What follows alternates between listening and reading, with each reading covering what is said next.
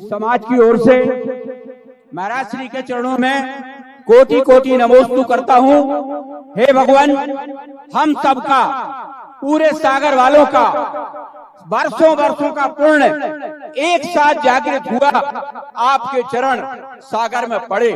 हे भगवान, हम पूरे सागर वाले ये भावना बाते हैं, अब आपका चौमासे का समय आ गया है, आपका सागर में चौमासा हो और सारी संस्थाएं आपकी हैं। आपके चरण जहां होंगे वहां ये पूरी समाज आपके चरणों में रहेगी।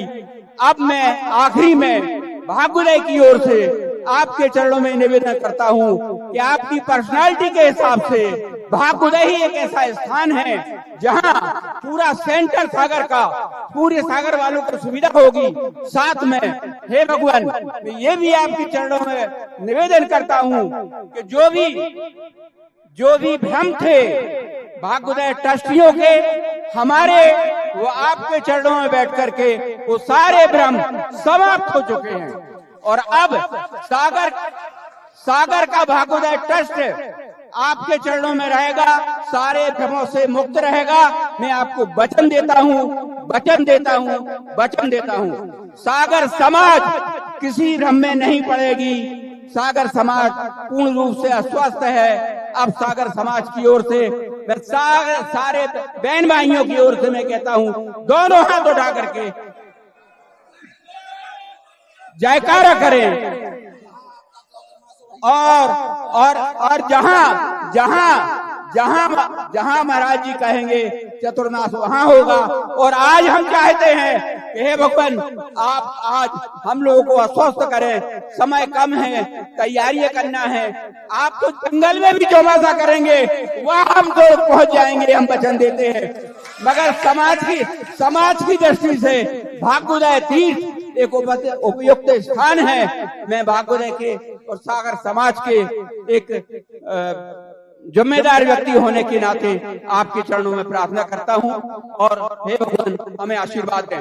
हम लोगों से गलतियां हों, आपके हाथ से हमें सजा मिले, हम उसके लिए तैयार हैं, क्योंकि पिता के द्वारा दिया हुई सजा ही बच्चों को आगे बढ़ाती है, उनको उन्नति के मार्ग में पहुंचाती है। नमोस्तु भगवान, नमोस्तु भगवान, नमोस्तु। ये इसलिए बोल रहे हैं कि मेरे से कभी सागर का हित हो ही नहीं सकता। और सुने, देखो महेश जी अभी बोल रहे थे, आपको महेश जी ने जो बोला, इस बात के आप समर्थक तो हैं। महेश जी ने जो बोला वो सही बोला, और ये उस पर कायम रहेंगे कि नहीं? क्षमता से बोल, ये कायम रहेंगे कि नहीं? ये वचन के पक्के हैं कि नहीं? हाँ।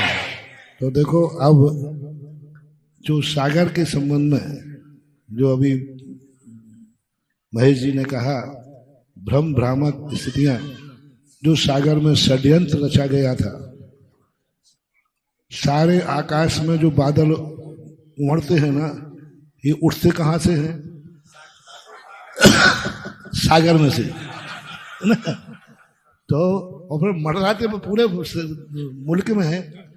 और सागर में भी भाग्योदय एक ऐसा पवित्र स्थान था, सुनो, एक बहुत पवित्र स्थान था, जो आपके लिए नहीं, हमारे लिए भी तीर्थ था, क्योंकि वह हमारे पूज्य गुरुदेव की आशीर्वाद की वरद हस्त के नीचे वो पौधा फला था। और हमारे आचार्य श्री के वरद हस्त से जो पौधा फलता है, वह हमें केवल ज्ञान के वृक्ष से कम नहीं होता।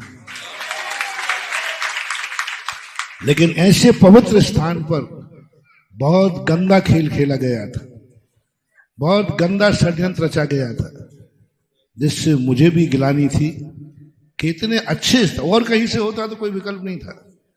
ऐसा गंदा और ऐसे षड्यंत्रकारियों के षड्यंत्र की आवाजें वहां से उठने लग जाएं तो ठीक नहीं थी। सुबह भी चर्चा हुई थी महेश जी से, 2-3 दिन से इन्होंने कहा, मैं अब पूर्णतः निभ्रांत हूं, अब मेरी कोई भ्रांति नहीं है, मैं सारे षड्यंत्र को समझ चुका हूं, आगे अब भविष्य में इन षड्यंत्रकारियों का साथ नहीं दूंगा। महाराज जी, और जो भी अच्छी तरह से समर्पित होना चाहें उनके लिए रास्ता खुला है, और जो षड्यंत्रकारी नहीं समर्थन होना चाहें तो सागर के दरवाजे बंद होना चाहिए। ऐसे सागर के दरवाजे जिनके लिए, इसलिए मैं किसी से डरता नहीं हूं, और मुझे पूरा सागर यदि मेरे पक्ष में ना हो तो मेरा क्या बिगड़ जाएगा, पूरा भारत है। और मुझे चतुर्मास के लिए शायद कहीं स्थान नहीं मिल रहा था, इसलिए सागर को कहां देखो, आप देखो कितनी मेहनत, पलक पावड़े बिछाए बैठे चारों तरफ, जबलपुर, अशोकनगर, ललितपुर, सब पलक पावड़े बिछाए, और ऐसे बेचारे भाव कर रहे हैं। उन सबका बलिदान देकर के भी मैं सागर की तरफ दृष्टि करूं तो सागर को भी कुछ सोचना चाहिए कि यदि हमें कोई साधु मिल रहा है तो कितने लोगों की भावनाओं को ठुकरा करके मिल रहा है। तो आपको भी अब निश्चल मन से, अभी तक ऊपर से जो बात हुई, आज मैं आपके कहने से, क्योंकि कमरे में अकेले में कह जाए तो क्या पता बाद में कहते हमने कही नहीं, इसलिए आज समाज के सामने महेश जी ने बोला, पूरे भाग्योदय ट्रस्ट की तरफ से, भाग्योदय ट्रस्ट की तरफ से इनका समर्थन है।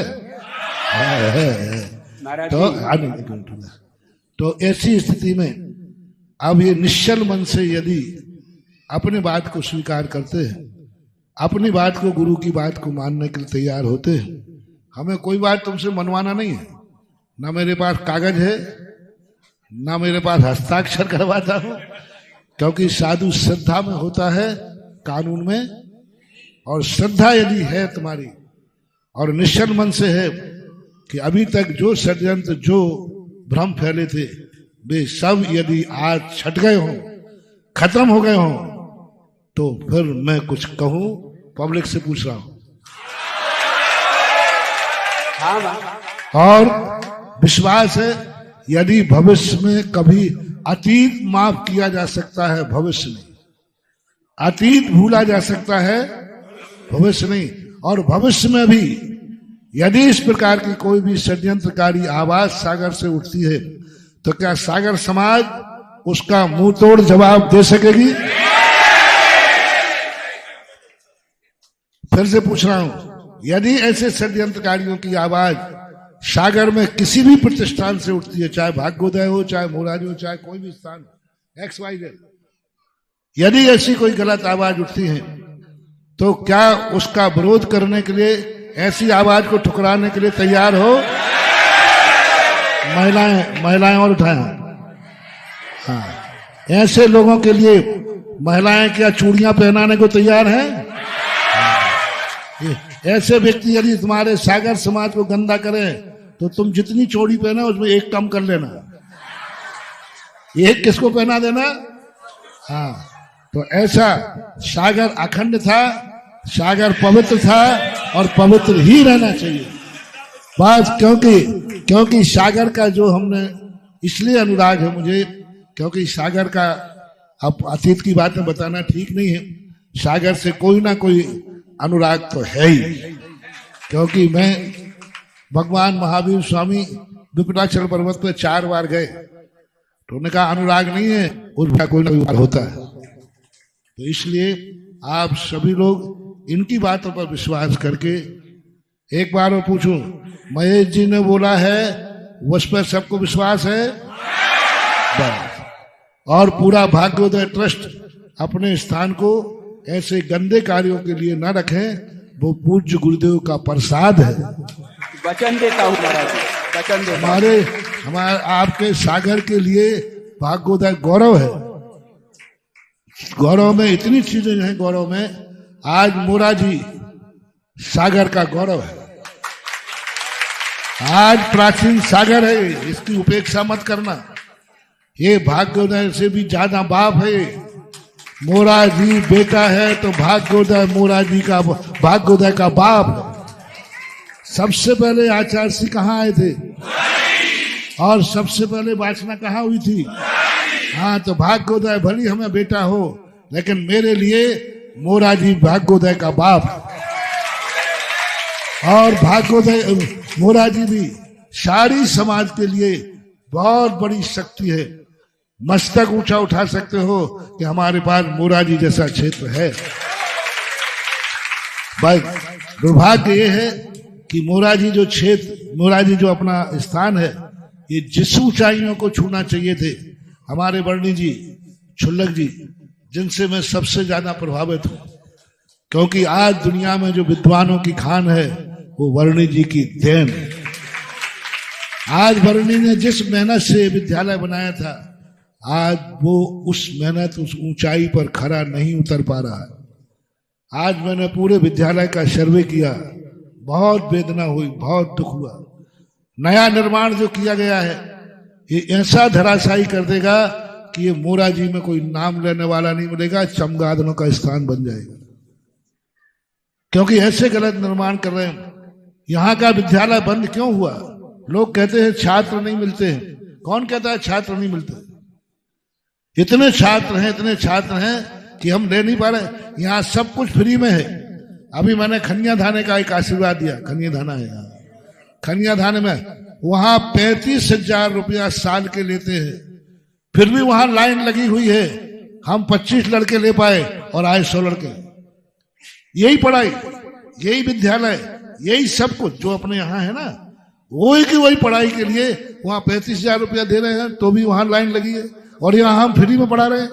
यहाँ शायद कुछ नहीं लेते हैं, कुछ भी नहीं लेते, सब कुछ फ्री, फिर भी यहाँ बच्चे नहीं आ रहे हैं। क्यों? उसकी दशा मैंने आज देखी ऊपर जाकर के। ये बच्चों के लेने लायक स्थान नहीं है, बकरियों के लायक स्थान है। आज का युग स्टैंडर्ड का युग है। आज के युग में आप जाकर के सांगानेर का हॉस्टल देखिए, आप दंग रह जाएंगे कि दूर से देख के लगेगा जैसे 5 स्टार होटल बनी। जो कल मैंने बच्चों के लिए कहा था ना, पाठशाला के बच्चों को, यही स्थिति हमारे, हमें विद्यालय सुधारो। और सारी समाज को, कमेटी को भी कहना चाहूंगा, देखो तुमसे छूटना है, आज नहीं छूटेगा, कल छूटेगा। जिंदा में नहीं छोड़ोगे तो मरने के बाद तो छूट ही जाएगा। अपने जीते जी इस विद्यालय को पूरा, हाँ बोल करो, संतोष की तरफ से कह रहा हूं, संतोष ने कह दिया। और अभी अपने क्रांत कुमार, इन्होंने बहुत मेहनत की। क्रांत कुमार सराफ ने इसके लिए शुरू से मेहनत कर रहा है और बहुत मेहनत की। हमें उसकी मेहनत पर कोई संदेह नहीं है, संतोष की मेहनत पर कोई संदेह नहीं है। बस संदेह है उम्र पर, समय पर, तकाजे पर। हर चीज का युग आता है। आपने बहुत मेहनत की। मैं दोनों के लिए, क्रांत कुमार के लिए दोनों हाथ से आशीर्वाद देता हूं। बहुत काम किया। जो काम करने वाले हैं उनकी आलोचना करना मेरा पर्पस, उनको तो आशीर्वाद है, पर्पस है भविष्य उज्जवल होना चाहिए। उन्होंने भी उदार दिल से कहा है। अपन बैठेंगे, सारे सागर से मेरा कहना है, मोराजी को अपना एक प्राण मानो और प्राण मान करके, मोराजी मर गया तो तुम मर गए ये मानो, और मोराजी जिंदा है तो सागर समाज भी जिंदा है। क्योंकि ये हमारी बहुत बड़ी धरोहर है, बहुत बड़ी है। इसके संबंध में भी पूरी समाज को इस पर विचार और कमेटी विचार करके उदारता से लेकर मोराजी को सागर के चौराहे पर रख दे और कहे दिगंबर जैन समाज से कि हम कमेटी वाले ये मोराजी सकल दिगंबर जैन समाज सागर को सौंपते हैं, वो जैसा उठाना चाहे उठा। और मुझे समाज पर विश्वास है कि तुम मोराजी संस्था को जमीन पर रख नहीं पाओगे और इस सागर समाज उसे सिर पर उठा लेगी। जमीन में नहीं रख पाओगे और सिर पर उठा लेगी।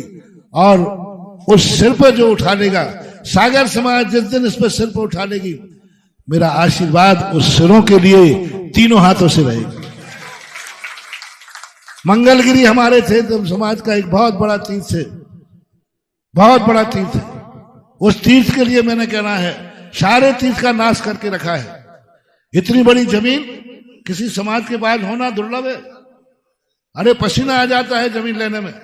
आज इतनी बड़ी जमीन है, आज उसकी दुर्दशा क्या करके रखी।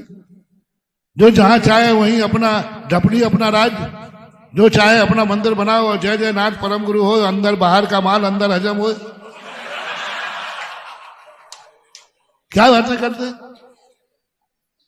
मंदिरों को क्षेत्र का, यदि क्षेत्रों के लिए शारी समाज से मेरा कहना है, मंगलगिरी भी किसी 4 लोगों की बपोती नहीं है, वह दिगंबर जैन समाज सागर की संपत्ति है। कमेटी से मेरा बहुत अच्छा है, नेमी चंद होता तो थोड़ा और डांटता। मेरा आपसे कहना है कि कमेटी से कि उसके लिए भी सारी समाज के हवाले करो, सारा समाज उसका अधिकारी बने, सारी समाज के सामने हो। एक व्यक्ति गलत हो सकता है, पूरी समाज कभी गलत नहीं होती। भाग्योदय तीर्थ क्षेत्र भी कोई किसी की बपोती नहीं है। भाग्योदय तीर्थ से सागर का मुकुट है, सागर का सिर है, सागर समाज की संपत्ति है। सागर समाज के प्रत्येक बालक को भाग्योदय पर भी गर्व होना चाहिए और प्रत्येक बालक को ऐसा मानना चाहिए भाग्योदय मेरा अधिकार होना चाहिए। कर्तव्य नहीं चाहिए हमें, कमेटियों से कर्तव्य नहीं चाहिए, कमेटियों से समाज को अधिकार मिलना चाहिए। और जब अधिकार मिलेगा तो कर्तव्य की हमें कहना नहीं पड़ेगा, कर्तव्य तो वो अपने आप करेंगे।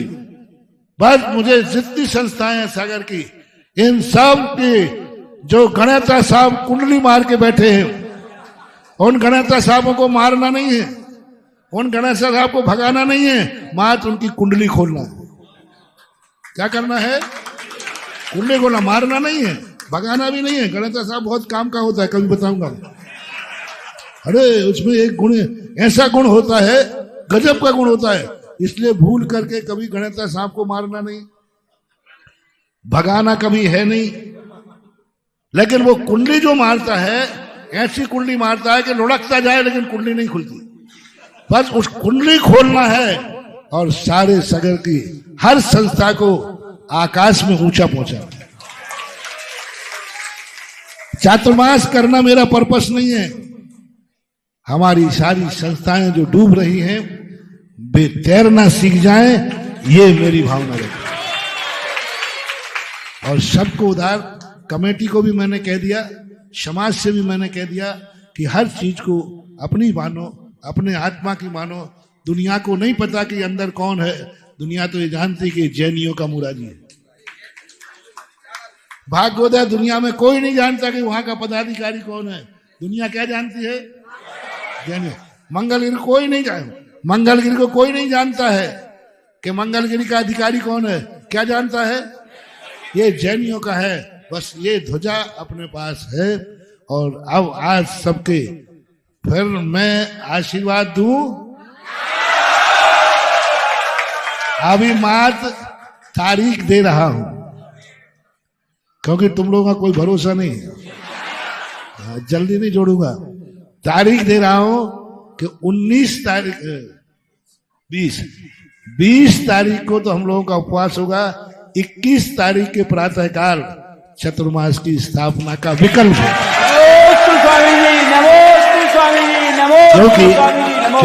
क्योंकि बाहर के लोग सब लोग टाइम मांग रहे हैं, उनको रिजर्वेशन कराते ना, वो तो कराते हैं, तो इसलिए तारीख बता दी। लेकिन ये तारीख विकल्प में है, संकल्प में नहीं है। अभी मेरा संकल्प नहीं है, एक विकल्प है कि इन तारीखों में संभावना है।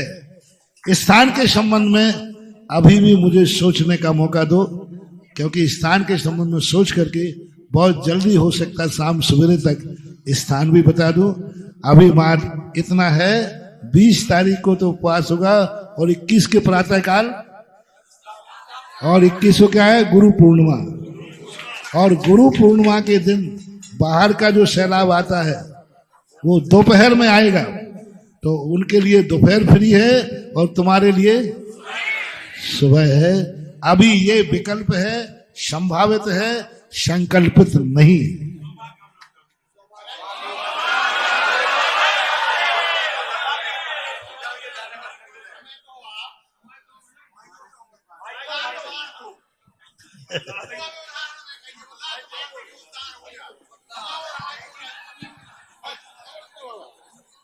जो आपने उदाहरण दिया है अभी लात मारने का, हमारा निवेदन है प्रभु जी कि अब तो हमें लात मार पर्सनल बात कर रहे हैं, हमें लात मार दो जी में हमारा उद्धार हो जावे, हमारी मोरा जी को उद्धार हो जावे, बस एक आगे हम कत नहीं कह रहे। और जैसे ही आप आज्ञा देंगे वैसा ही पूरी कमेटी, मैं अध्यक्ष होने के नाते मेरे को पावर से बात कर रहा हूँ, जैसा आप कहेंगे वैसा होगा, पर हमारी मोरा जी का और बर्नी जी का उद्धार करवा दो बस, इसके अलावा हमारी कोई बात नहीं। अपन एक आध बार बैठ करके जितने अभाव हैं उन अभावों का पूरा करने का अपन सब मिलकर के प्रयास करें।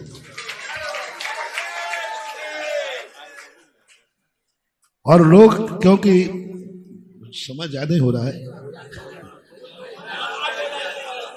देखो क्या होता है, बहुत सारे लोग आचार्य जी को नहीं बुलाते थे, आचार्य जी के आने से पैसा आता है इसलिए बुलाते थे, और बहुत सारे लोग सुधा सागर को नहीं बुला रहे हैं। सुधा सागर आता है तो नोटों की बरसात हो जाती है। तो मैंने एक बार भगवान से कहा था, भगवान मेरी कीमत तो 4 आना है, लेकिन जो नोटों की बरसात होती है उसकी कीमत 1 रुपया की 1.25 रुपया है। तो कई लोग तो ये नोटों पर दृष्टि रहती है बहुत सारी संस्थाओं को। तो ये कान खोल के सुनो, जो संस्था मुझे इसलिए बुलाए कि महाराज के आने से पैसा आ जाएगा, भूल जाना ऐसा अभिशाप है हमारे लिए कि जो संस्था, मेरा अभिशाप है, जो संस्था पैसा चाहे बुलाएगी वहां 1 रुपए का दान नहीं आएगा, 1 रुपए का दान नहीं आएगा। ऐसा एक स्थान पे हुआ, मैं 8 दिन प्रवचन दिए, पूरी ताकत लगा दी, किसी ने एक बोली नहीं ली, पूरी ताकत मैंने लगा दी, बोल भी रहा हूं, दान पे बोल रहा हूं, तो मैंने कहा क्या करूं, मेरे प्रवचनों में कमी आ गई, क्या हो गया। और मैं जैसे विहार करके दूसरे स्थान पर पहुंचा, मैं मात्र 5 मिनट बोला, पैसे की बरसात हो गई। मैंने कहा ये क्या बात है, तो महाराज जी वहां किसी ने बांध दिया होगा, ऊपरी बात हो गई। फिर मैंने कमेटी वालों को बुलाया, मैंने कहा भाई तुम मुझे क्यों लाए थे? बड़े महाराज इसलिए लाए थे कि आप आ जाओगे तो पैसा आएगा, 1 रुपया भी नहीं आया और खर्चा और हो गया। अरे मैंने कहा अब समझ में आ गया, अब समझ में आया कि पैसा इसलिए नहीं आया कि तुमने महाराज को बुलाया ही नहीं था। और उनसे पूछा मैंने कि तुमने काय के लिए बुलाया था? बोले महाराज ना हमें पैसा चाहिए है, हमें कुछ नहीं चाहिए, मुझे तो आप चाहिए, महाराज चाहिए है, ये भावना से। क्योंकि हर इसलिए मैंने 2 दिन पहले ढूंढा था, मैं कोई किसी का स्वप्न पूरा नहीं करता और गुरु का स्वप्न है भी नहीं। संस्थाएं, मंदिर, ये तीर्थ क्षेत्र हमारे गुरु के स्वप्न नहीं है, आप लोगों के स्वप्न हैं। हम और गुरु तो उनको पूरा करने के लिए सहयोग देते, स्वप्न आप लोगों के। इसलिए मुझे किसी उम्मीद से बुला रहे हो कि पैसा यहां आ जाएगा। आजकल लोग पूछ लगे महाराज जी पहले ये बताओ चातुर्मास का पैसा कहां जाएगा? तो मैंने कहा मेरे कमंडल में तो पानी है। हाँ, ये आजकल चर्चाएं चल रही, ये है फर्जी भक्त, ये है सबसे ज्यादा अभिशाप, जिनकी दृष्टि इस पर रहती पैसा कहां जाएगा। समझ लेना महानुभाव, पैसा आएगा ही नहीं तो फिर जाएगा कहां? आएगा ही नहीं, इतना ही आएगा कि तुम खर्चा मुश्किल से चला लो। इसलिए ये मत पूछो कि पैसा कहां जाएगा।